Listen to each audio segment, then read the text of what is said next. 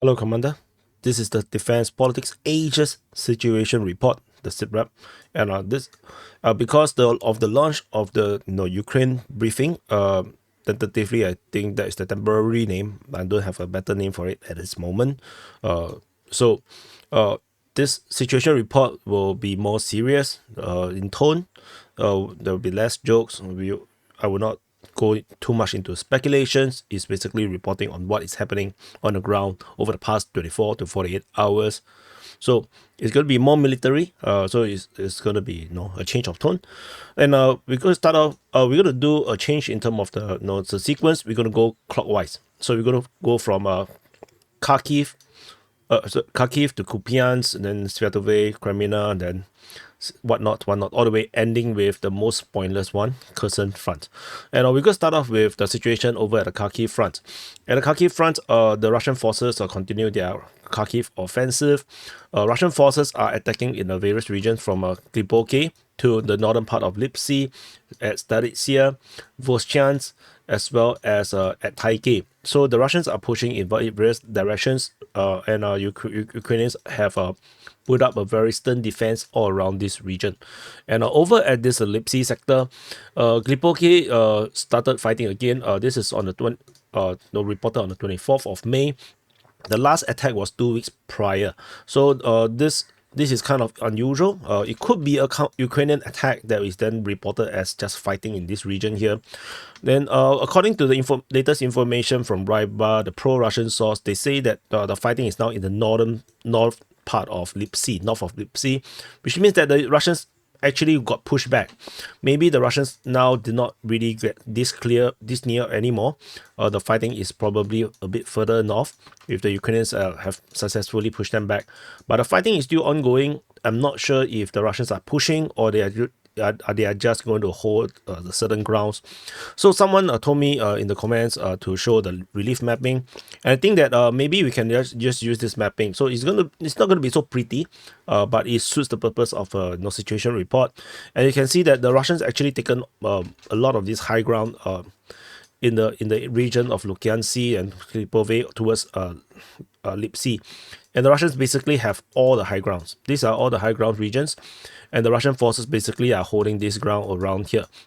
The Ukrainian forces definitely is trying to push them out, but to fight uphill is going to be a huge challenge. And I think that maybe based on the relief mapping, we can tell that maybe the Russians just want to stay here. It could be the case that they just want to stay here, draw Ukrainians into a firebox within Lipsy and just wipe them out. There is a possibility.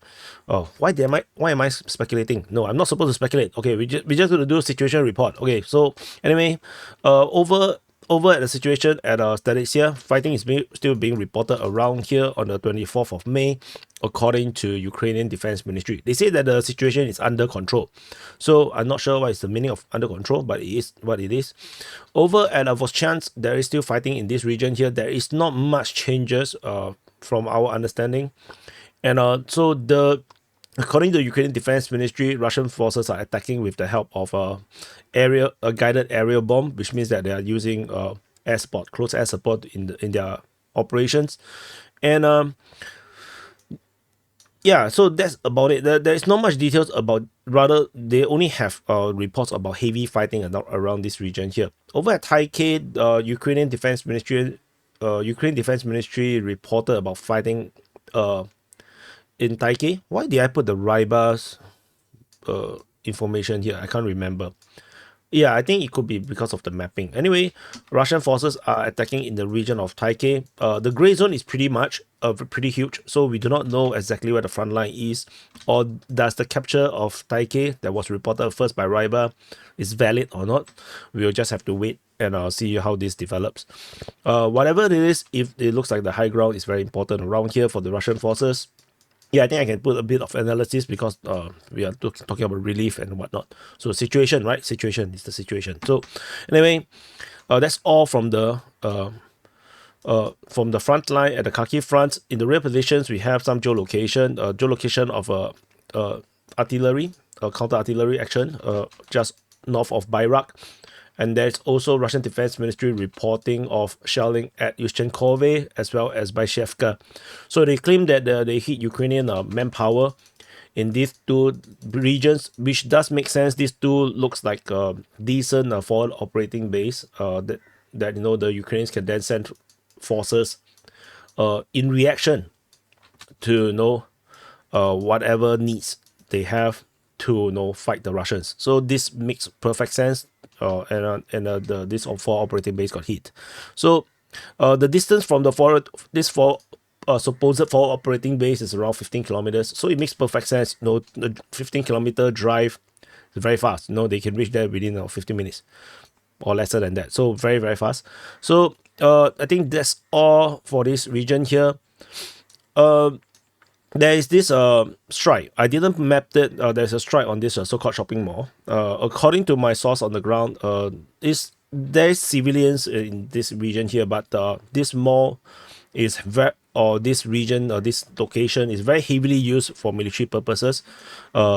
So for maintenance of vehicles and whatnot. So which is why it is a valid military target. So it got hit. But it's not important in my opinion in our reporting because it doesn't change the front line. Over at the Kupyansk Front, Russian forces continue to exert pressure on Sinkivka, attacking Petropolivka. And there is some heavy changes around Ivanivka, Khyslivka region. So in this area here, Russian forces have taken most of Ivanivka.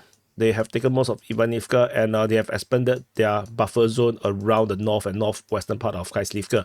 So this area, this buffer zone has been a long time coming. The Russians really needed this to secure Khyslivka, and this also explains why we have the reported fighting reported by the Russian Defense Ministry at Stepova Novoselivka, because this was the first time in a long time, since September, that some fighting is being reported here, which means that the Russians indeed have expanded control, and we have now corroboration based on Deep State UA's mapping. So this is a very significant change around this area here. So further south, over at Berestove, there is geolocation of Russian forces in the various locations, confirming the Russians have taken half of Berestove.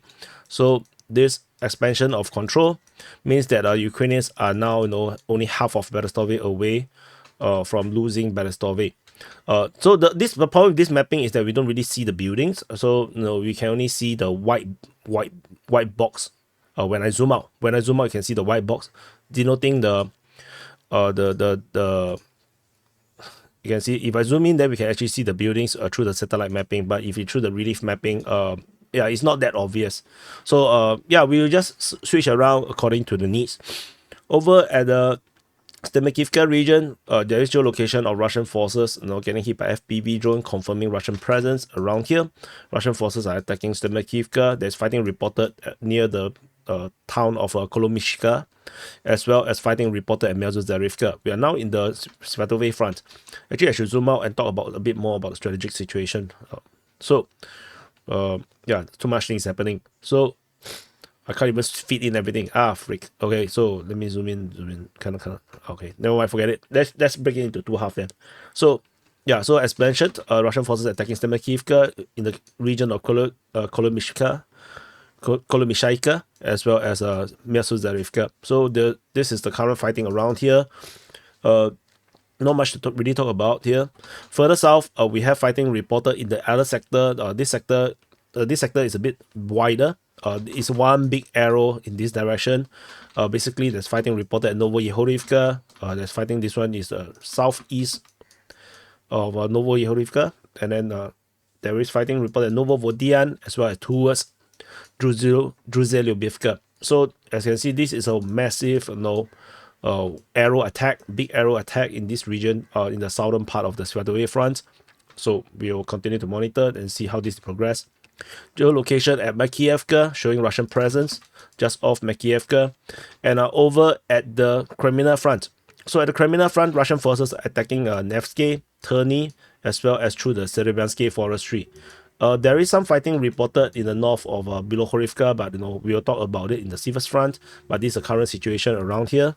So over at this Kreminna front, in the Kreminna front, we have the Russians continue their Kreminna front, Siversk Front. At Siversk Front, the Russians continue their Siversk offensive.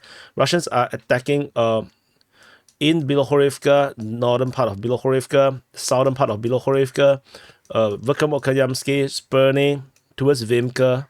And this is the current situation right now over the Siversk Front. There is geolocation of a guided artillery strike in the position of Peresny. So the pressure is still very serious, still very high, and because this region here, the commanders are all more disciplined, maintain operational secrecy, so we don't really have a lot of information around here. But we have some updates regarding the situation at Bilohorivka, and the frontline changes, as per reported, the Ukrainians have actually counterattacked and managed to capture major tree lines around there. However, we still have the reports of the Russians attacking the north, generally in Bilohorivka, and of course from the south. If you look at the satellite mapping, we'll be able to see that where the Ukrainians have taken. So if I zoom in, you can see that the Ukrainians have taken this entire forest line around here,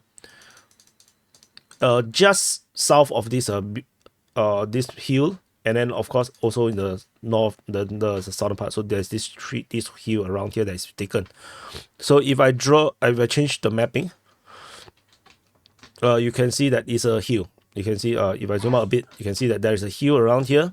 The Russians are holding the hill here. Ukrainians have very strong position at Bilohorivka because they have this hill. This hill around here basically overlooks the entire Bilohorivka, making it extremely difficult for the Russians to actually take this position. So this hill is like a pretty much like a castle around here, and of course the Ukrainians also have more positions in this area here. These are all high grounds, so which is why Bilohorivka is like it never ends. The fighting here never ends, and you can see this is the current situation around here. So that's all from the Siversk Front. We go into the Kupyansk Bakhmut Front. At the Bakhmut Front, Russian forces are attacking Novi, Ivaniske, as well as Andriivka, as well as Klishchiivka. So this is the current situation around in the Bakhmut Front. We have geolocation of FPV drone attack on Ukrainian forces at Novi, but pretty much that's about it. In the south, there is still no confirmation of any of the capture of Andriivka or the high ground west of Klishchiivka. As you can see, this is the 200 meter rise in this area here. Let me use another rise in this region here. Russian forces confirmed to have taken most of the settlement, but without the high ground, Klishchiivka is just cannot be held. And there's also totally no indication or confirmation of the capture of Andriivka. So this is already quite some time already. 23rd was the announcement. Today is already 26. As per this recording, it's 26 already. So 24, 25, there is still no confirmation. So we will have to wait a few more days, and we're going to start to see that this is going to start to get a bit awkward. So that's all from the Bakhmut Front. Situation continues to be very tense there. At the New-York front, we have Ukrainians attack at Sumy. There is a geolocation of New York of a Russian airstrike at New York, but that's about it around here. And over at the Avdiivka front. So at the Avdiivka front, let me see, I can feed in everything. I could. So at the Avdiivka front, Russian forces attacking Kalinove. They're attacking in the area north of Ocheretine, Novo-Alexandrivka, towards Progress, towards Yehemnivka, towards Oskil. Ukrainians counterattack at Solovyove. Russians attack towards Novoselivska, Persia. Expanded control over at Olivka, conquered Umansky, and attack Yasnobrodivka. Ukrainians counterattack at Netelove. There's also a Russian Sukhoi 25 shot down over at the Avdiivka front based on the latest Ukrainian Defense Ministry report. Russian Defense Ministry reported the conquest of Arkhangelsk. So this comes very belatedly, and is kind of a reflection of the latest update, the frontline changes report from Deep State UA. And this Arkhangelsk area here, the Ukrainian mapping have confirmed Russian progress, and conquest of this entrenchment around here. You probably can't see it. If I put it here, you can probably see it. Yeah. So there's this heavy entrenchment around here. Based on this latest Deep State UA's mapping, it seems like the Russians have taken this fortress, which then confirms the capture of Arkhangelsk. So, which means that the entire area here is dubious now. This Russian claim about the capture of this area here is a dubious claim right now, and it also is a bit weird. If we look at the relief mapping, we also can tell that there's a 200-meter rise around here. So this area here, definitely, you can't really expect anyone to hold position around this valley. So the Ukrainians probably have some control, around this high ground. Russians taking this area here makes sense, separated with the valley, the little, ravine. So that's a possibility. But we will continue to wait. The other major news is, of course, at Umansky. Other than the Russian expanding their control over in Avdiivka, and they have actually taken this high ground around here, the Russian forces have basically confirmed to have captured Umansky, confirmed by both Russian and Ukrainian open source intelligence. Russian forces have even expanded their control across all the way to the river, and basically securing the south of Umansky. This means that the entire Umansky is now secured and fully captured by the Russian forces. So, as you can see, there's the river system around here. It's probably clearer if I use this. This river system here, this is where the Russians draw the border, the front line currently, and I don't think the Russians will push out anytime soon in this area here. So that's all for this Avdiivka front. I think that the geolocation, some fighting off Oskil, not very important. The Ukrainian forces are geolocated around there. Over at the Donetsk Front. So at the Donetsk Front, the Russian forces continued multiple major offensive. So there's a battle of Krasnohorivka, battle of Georgievka. There's a push towards Konstantinivka, and of course the Velikonovosilka offensive. So Russian forces are attacking at Krasnohorivka, Georgievka. There is some reports of possible attack on Hostre or Gostre or Ostroye. So a lot of different names. They are fighting at Paraskovievka towards Konstantinivka, south of Konstantinivka towards Vodian. Ukrainians counter-attack at Volodymyrivka. Russians attack at Staromayoske and Uruzaine. Shelling over at Starozeve, and shelling reported at Antonovka. So this is the current strategic situation over at the Donetsk Front. And so into details, the Battle of Krasnohorivka, there is some new information. So Russian forces have landed troops through a mechanized attack along this road, and they started to attack the high buildings in that region. So if I zoom in, you can probably see that there's some high rise around here.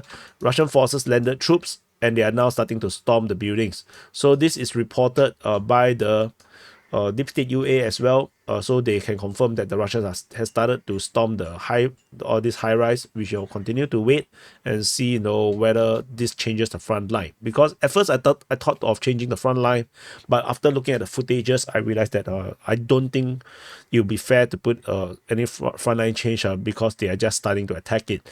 So fighting at Krasnohorivka continues. It's reported by Ryba and Deep State UA and Ukrainian Defense Ministry. Georgievka continued to be a gray zone. We still do not know what is happening.